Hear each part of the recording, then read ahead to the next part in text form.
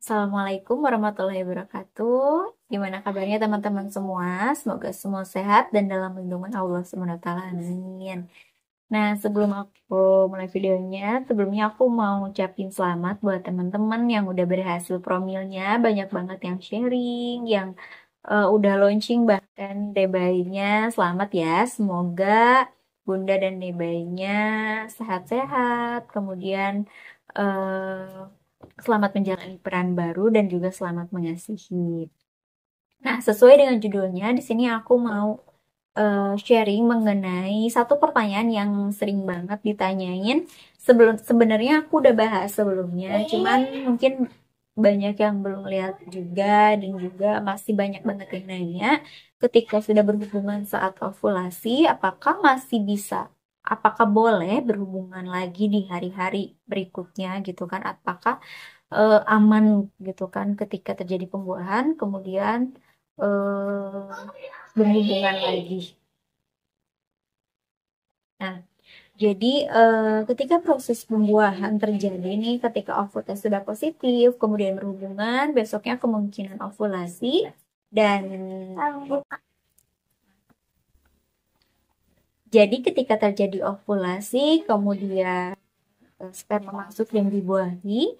Nah, jika berhasil dibuahi terjadi pembuahan, itu kan butuh beberapa hari ya dalam prosesnya sampai penempelan. Jadi dari satu sel itu kedua sel, empat sel, enam sel sampai ke berbentuk morula, kemudian berbentuk apa ya namanya? Pokoknya sampai 8 9 hari gitu baru akhirnya mulailah menempel eh, mulai implantasi atau menempel di si dinding rahimnya gitu.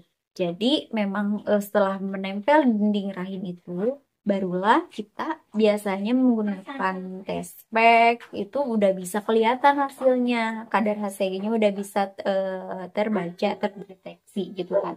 Jadi ketika sudah terjadi pembuahan, meskipun ada sperma yang masuk nih, ini kan sel telurnya sudah dibuahi, tidak akan bisa dimasuki lagi oleh si sperma gitu kan. Jadi itu aman untuk pembuahan itu. Jadi tidak mengganggu sperma yang masuk lagi pun nanti akan keluar lagi, akan mati gitu kan dengan sendirinya.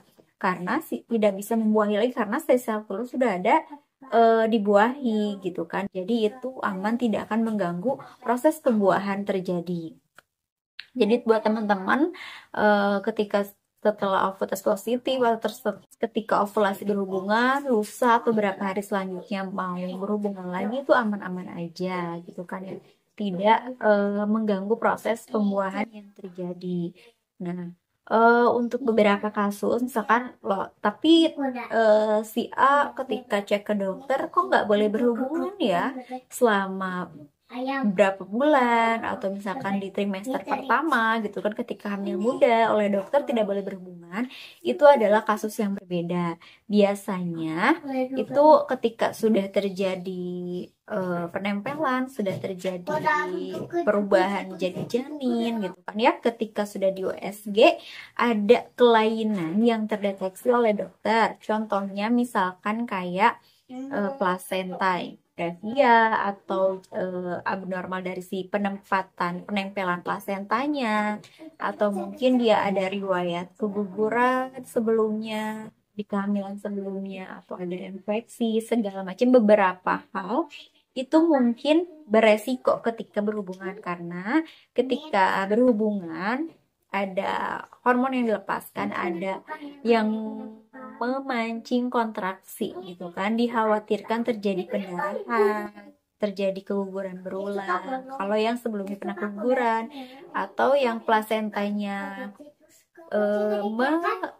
menutup jalan lahir gitu kan, otomatis ketika berhubungan takutnya terkena plasentanya terjadi pendarahan juga gitu kan. Makanya beberapa kasus dokter akan menyarankan untuk tidak berhubungan dulu. Tapi ketika masa awal, ketika pembuahan sih sejauh yang saya ketahui, saya baca itu masih aman-aman saja gitu teman-teman. Semoga video manfaatnya, ada manfaat yang bisa diambil. Terima kasih yang udah nonton. See you di next video. Assalamualaikum warahmatullahi wabarakatuh.